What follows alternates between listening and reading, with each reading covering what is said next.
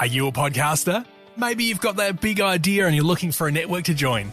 The multi-award-winning Ozcast Network can get your content to eyes and ears all over the world. Join now for the first month free, and you could be featuring this sound at the beginning of your podcast. Ozcast. Simply head to ozcastnetwork.com for details.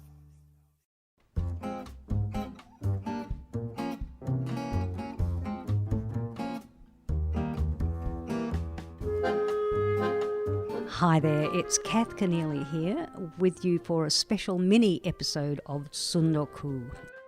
As you know, we talk to so many interesting authors over the months that the interviews build up, and every now and again we plan to bring you a long single episode like this one that you're about to hear, which is about a book subtitled A Divine Adventure. Its title is Holy Woman, and the author is Louise Omer, who tells a riveting tale about her adolescence spent under the influence of the pastor, given capital letters as is the boyfriend, in a Hillsong type church.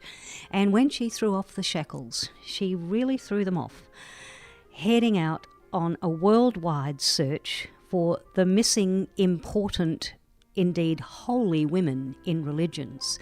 So when I spoke to Louise, I asked her what kicked off this journey. I was 28, I was married and a preacher in a Pentecostal church and had been part of the leadership team since my early 20s. And when my husband and I decided to break up, I stopped going to church because it was so embarrassing to see him there every week and I didn't know what to do. So I remember my last time going to church, I was running late and I rode my bike around about 3 times. And that was what told me I didn't actually want to go anymore.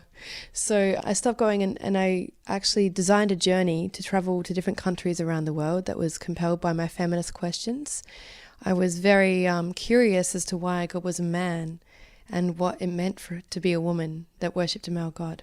That makes it all sound so easy, but actually it was a lot more tangled than that, and that's what the book makes clear. So how about we start by talking about how you organise this book. It's not a straight chronology of your life or of your journey. Can you explain the principle behind how you set it out? It's got a structure of 2 narrative strands. There's before and there's after. And I sort of meant to refer to the end of my marriage. That was what the before and after was. And it was a bit of a cute reference to, before Christ and after death sort of thing of how we measure time. So the before narrative is like a little bit of how I was a child growing up, not really much of that, but sort of like why spirituality talked to me. Then entering the church as a teenager at 15, finding a boyfriend, marrying the boyfriend, how that marriage played out. It was coercive control, not, super bad as some people have experienced it, but it was still a very controlling marriage with emotional abuse. And then I guess the leaving of that, or the ending of that.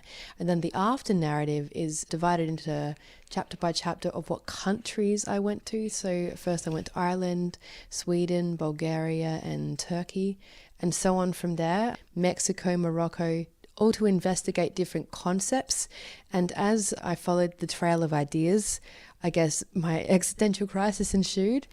All those, the untangling of so many different concepts of my framework, of my cosmology, who made the world, how it all worked, how I related to the world and who I was. All that became, I guess, fell apart over time as I wandered through distant countries. Yeah, you keep an awful lot of suspense going in the book, and that's why it's such a great read, because you have the gift of confining yourself to the person that you were at that particular time when you're telling us the story of that particular moment.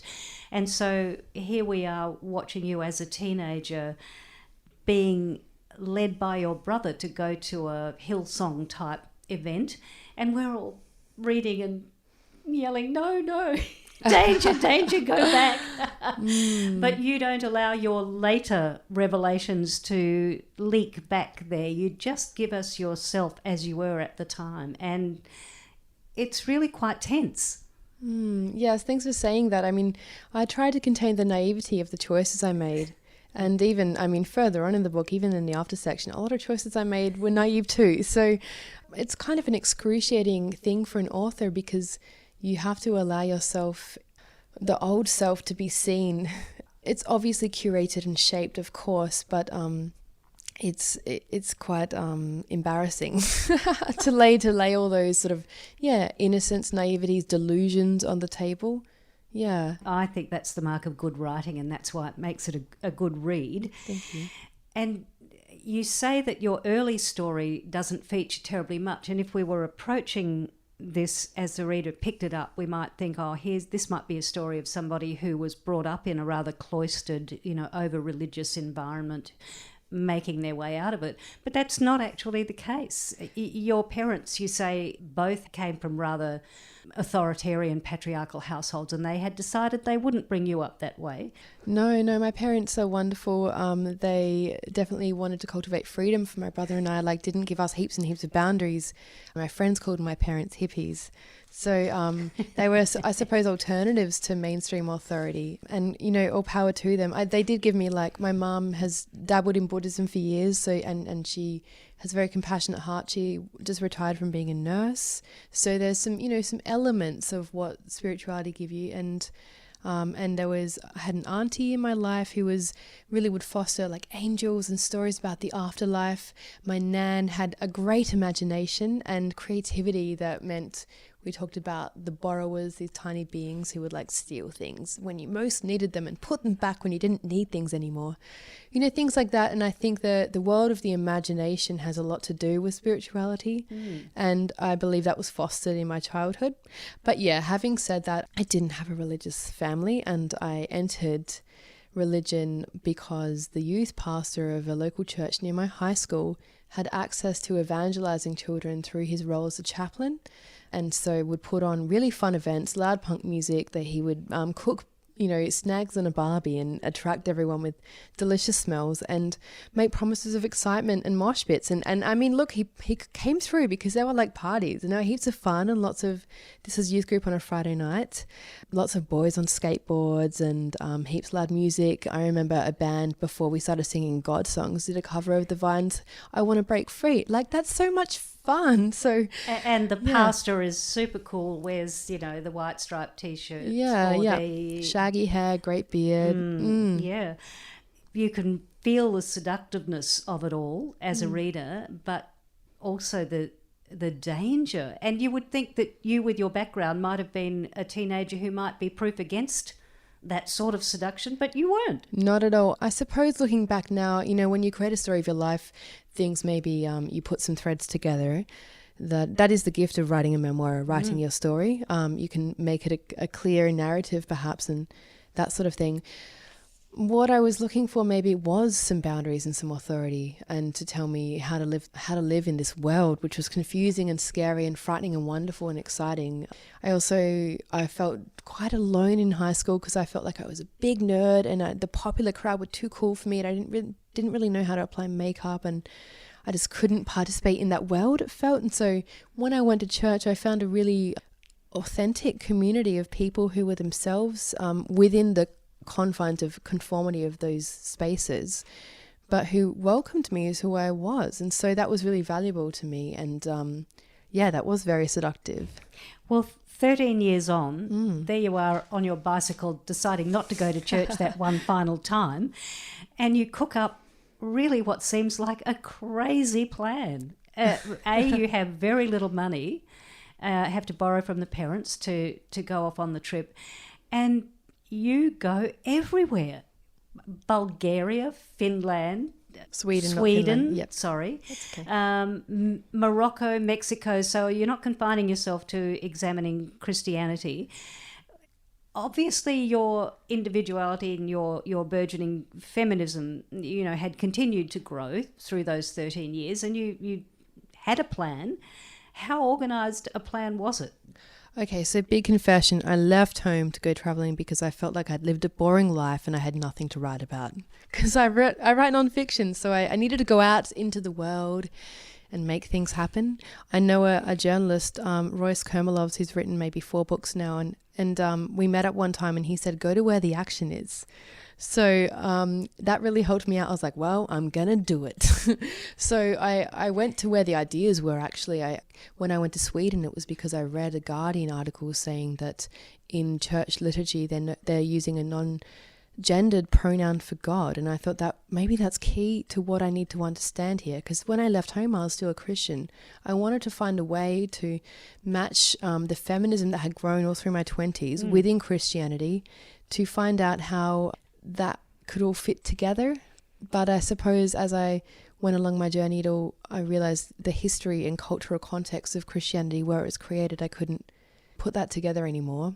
It was written by men, invented by men, and it served patriarchal power. And so, sorry, to answer your original question, was it organized? No, I thought the Holy Spirit was leading me. And now perhaps we could call it intuition, or inner wisdom, subconscious, something. I was following something.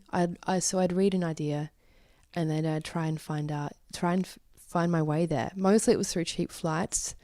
I was working as a digital nomad, writing book reviews and Guardian interviews on the road, a bit of copywriting too. And I got to Mexico because I had a book contract from Scribe Publications. So thank God for them. I wouldn't have seen La Virgen de Guadalupe. I wouldn't have gone on pilgrimage to the Mother Mary if that wasn't for... I think that might be one of the first things you write about in the book. And that is gobsmacking. Here you are, you just lob up and join a 28-kilometre pilgrimage to the Basilica overnight with people you don't know, and it sounded incredibly dangerous. I wouldn't say it was dangerous in that night because, first of all, another writerly confession is that I sort of had a principle that I would throw myself into situations so that people could read things happening that they would never do themselves. That sounded like a good non-fiction principle. You succeeded brilliantly at that. And I really was grappling through the dark. I mean, the whole time I was like, what am I doing? Where am I going? Complete and ongoing anguish. Yeah. So it wasn't an easy state to be in, because I didn't have confidence or trust in who I was and the decisions I made, which was part of the path of healing. Anyway, I went to Mexico. I had December 12 is the feast day of La Virgen de Guadalupe, the patron saint of the Americas in Mexico. She's got a whole host of like cultural meanings and context, and over the 2 days around December 12, like something like 12 million people go on pilgrimage to her. It's 20 million over the whole year. So it's a huge number of people walking through Mexico City from further afield. Or they might be driving, they might be bicycling, and some people do de rodillas, which is on the knees. So they will shuffle on their knees as symbol of penance and how much they are offering up to have the Virgin grant them their wishes and their needs. Like they might be asking for health, healing, for a job to come through, for blessings. So actually it was a great privilege to join. I thought I spoke Spanish well after doing it at university like 8 years before, but I didn't practice. So I was really in the dark and really dependent upon the kindness of people that I met who could see that I was reaching out for something and did their best to give it to me. So I met someone called Laura through a friend of a friend that I worked with in Scotland. Like it was just these beautiful connections. Actually, that's a really big part of the book, is connections through women, mostly women, who just had some sort of compassion for my quest and would connect me with people or give me things. Mm-hmm. Laura put me in touch with this village of people in the mountains, and we walked, 27 kilometres through the night and arrived at 4 a.m. at the Basilica. So obviously the ingredients of a great travel story are there, but what makes it deeper than that is that each time we go with you to one of these far-flung places to meet, say, a Swedish female theologian who's, debating the pros and cons of using a neutral pronoun for God, we're very invested in how much you're going to get out of that in terms of what you're seeking about a deeper truth. And sometimes it's something and sometimes it's nothing.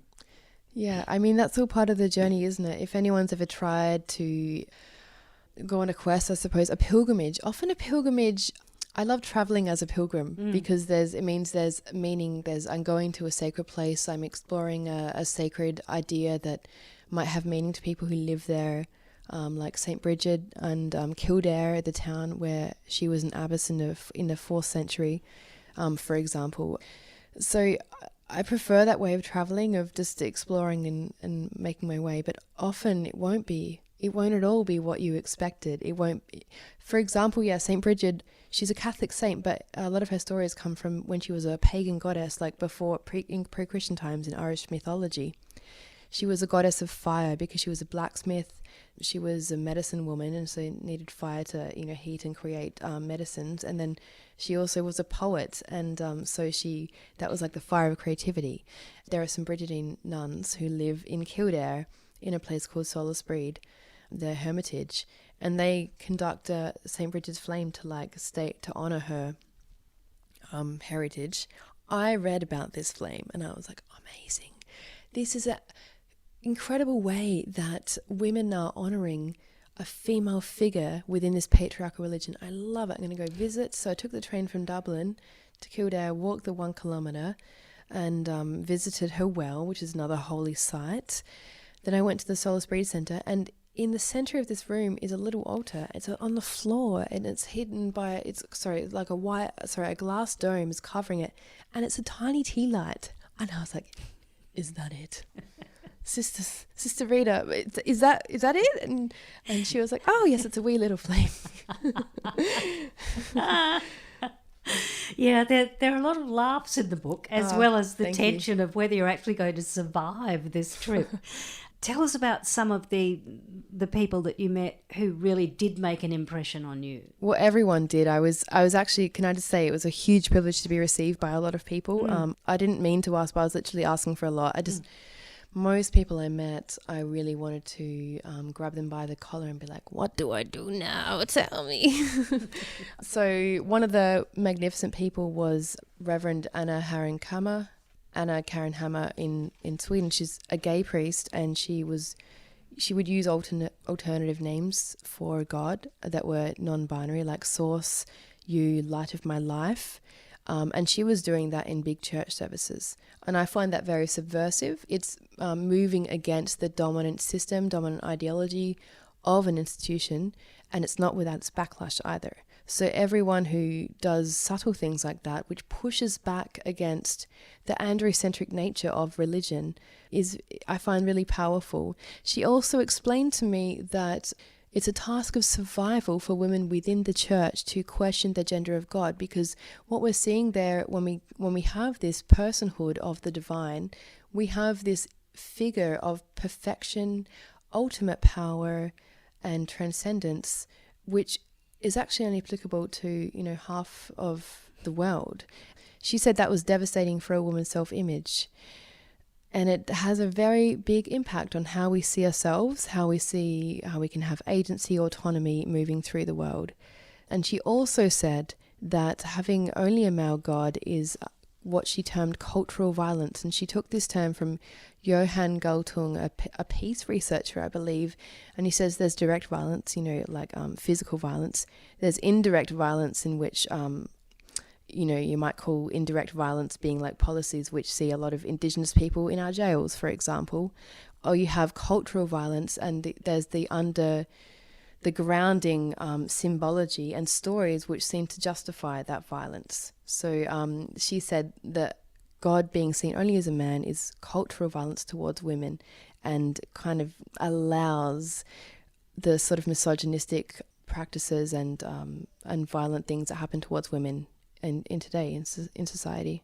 She did come across as very impressive. You didn't confine yourself to Western Christianity in this exploration. You took yourself off to Morocco, for instance. Well, first I went to Berlin because I did think it was important to explore how this happened in different patriarchal religions. I didn't want to go too far. I felt like my analysis couldn't come from lived experience, and I know there are women and trans people and non-binary people within those religions who are doing the work of exploring how that theology can be expanded to include them a lot more. So, I sort of dabbled in Islam and Judaism. So I went to Berlin first, and I met some people who were helping out at the only women-led mosque in the world. That's what they claim it to be. There are women-focused or women-only mosques around the world in different countries.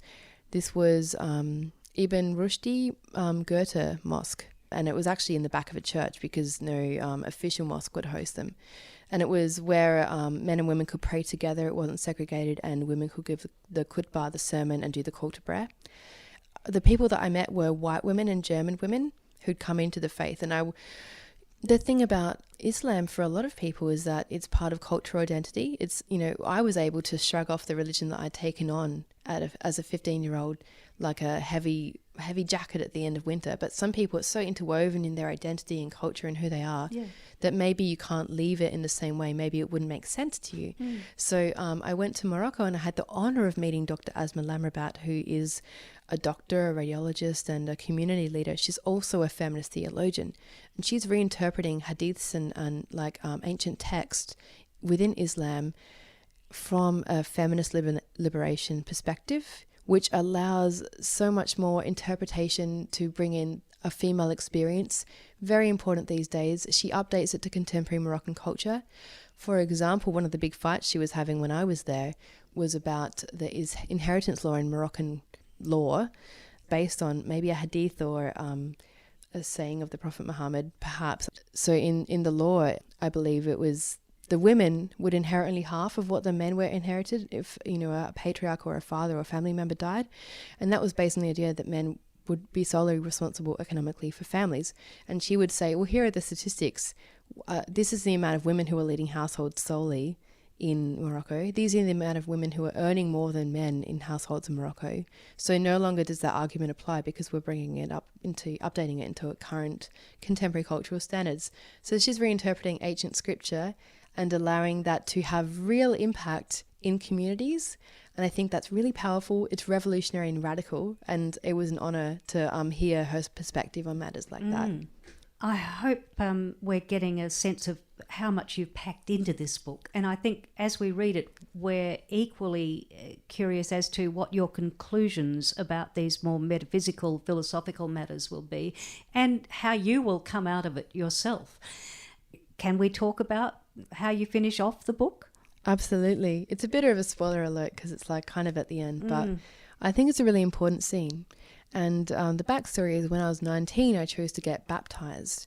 And that means for people who haven't been in this environment, some babies get baptized in some traditions, but in my tradition, in the Pentecostal thing or evangelistic born again sort of background, you choose that you want to die to yourself and dedicate your life to Jesus Christ. So when I was 19, I invited my family and friends to church and got into a big tub with the pastor, and he pushed me backwards and held me and then brought me up, and he said, in the name of the Father and the Son and the Holy Spirit. And then I rose into new life and gave a testimony as to what God had done in my life and why I was doing that and what I wanted to do in the future, which was to live to give him honor and glory. So yeah, when I was 28, that was still kind of echoing in my head. And I thought, I don't want that anymore. This system is a system of hierarchy and domination. It's one which is written by men and honors men's stories, and sees women as either Eve, the villain, and or Mary, the saint. And I can't find myself. And in fact, I don't want to be a part of this system that is responsible for colonization, racism, all that kind of stuff. So I'm going into too much detail, but please, there's a lot more in the book. I just wanted to disown it. So in Prague, I was investigating the idea of mikvah, which is a Jewish tradition.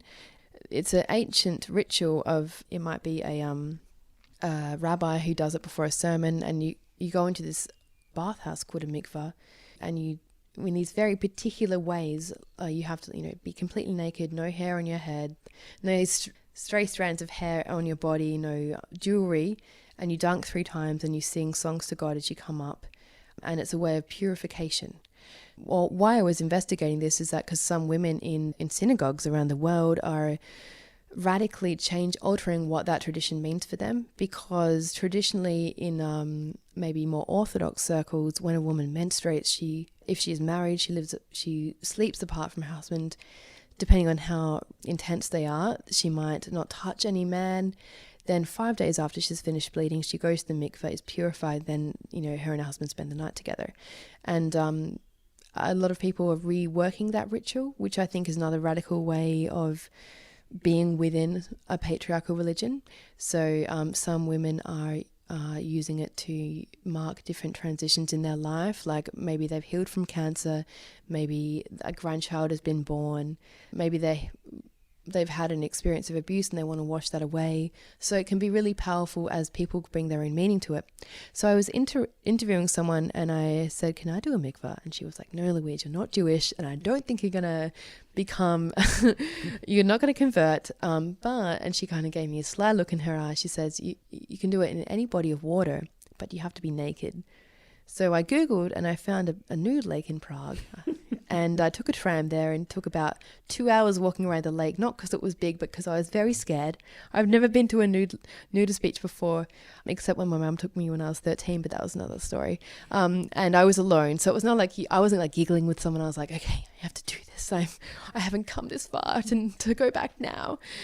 So I laid on my towel and took my clothes off around all these different bodies, which is wonderful to see lots of different bodies. And then I walked slowly into the lake and I said, in the name of the mothers, and then I dunked and I rose. I said, I am whole. I went under again. I rose. I am whole. And one last time I said, I am whole. And I kid you not, the clouds sort of opened and the sun came out and glimmered on the water. And that's not just my novelistic technique. That's legitimately what happened. So perhaps it was a small symbol to embody or express a transformation in my mind and heart and spirits. And I just wanted to wash away all of the things that I guess this patriarchal way of thinking had closed my mind for so many years. It's very moving, and the neat conclusion is, well, it's not about holiness, it's about wholeness. And yeah, long way to go. Absolutely. Little did I know that was the beginning of the journey. Can you just read us a tiny excerpt of your choice to give us a sense of your voice before we leave it? Absolutely. Okay, so the context of this is I went to Bulgaria and I was exploring Sophia, which is a female counterpart of God in some Gnostic texts. But everywhere I went, I had made mistakes and nothing was coming through for me. In the fuzz of dawn, a church bell clanged. As I woke, I saw the bell in my mind, unpolished brass swinging in a wooden tower, its rope pulled by a man in black. I thought I should go and see the church, do what I'm supposed to do, but I rolled onto my back, opened my eyes and watched snowflakes hit the skylight with soft thuds. Later, alone again, I trudged through crispy snow. Each step was like pushing through sludge. My search for truth was corporeal and I felt its failure in my body. I took the thin bridge across green water, past the art gallery with monuments to old wars, and climbed the hills Vetagora slowly, careful not to slip. Early twilight gloom sank about my shoulders. The brooding river glowed. I was without anchor or harbour, stunned by what I'd lost, but also by what I'd found. Christianity wasn't God-breathed. It was constructed by men. The religion that was once so precious to me was shaped to reinforce patriarchy. Attitudes, customs, and arrangements bloomed from this ideology. The symbology of womanhood became associated not with action, will, or might, but submission and devotion. The Book of Sophia, slashed from holy texts. Women's gospels forgotten, stolen, burnt. The Father God murdered the mother and the goddesses and sat on their throne. Snow weighed heavy on fir branches. Behind me, a single set of black footprints on white. There was no going back. The belief system I clung to since I was 15 had betrayed me. I could no longer trust the God who was once my saviour. My entire body ached. I didn't know which way was up or down. I was plunging in all directions. At a wrought iron fence covered with snow, I pressed my hips against cold bars. Before me was a terrible drop. The old self that loved the Father had to go. I threw her from the cliff of Svetogora, and she fell among the snow, spinning down into the river below. The self that remained was shapeless, viscous, black, a self of transitions, of train stations, of stopovers, as changeable as the line where land meets sea. Louise Omer, author of Holy Woman, A Divine Adventure. It's from Scribe Publications.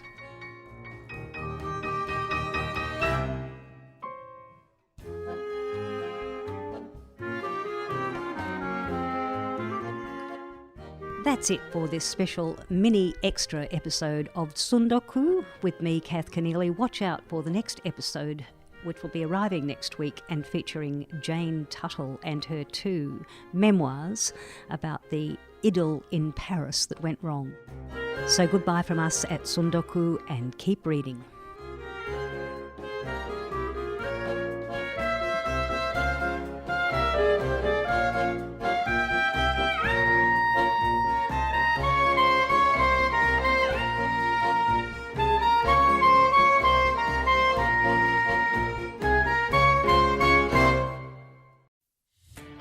Are you a podcaster? Maybe you've got that big idea and you're looking for a network to join. The multi-award-winning Ozcast network can get your content to eyes and ears all over the world. Join now for the first month free, and you could be featuring this sound at the beginning of your podcast. Ozcast! Simply head to ozcastnetwork.com for details.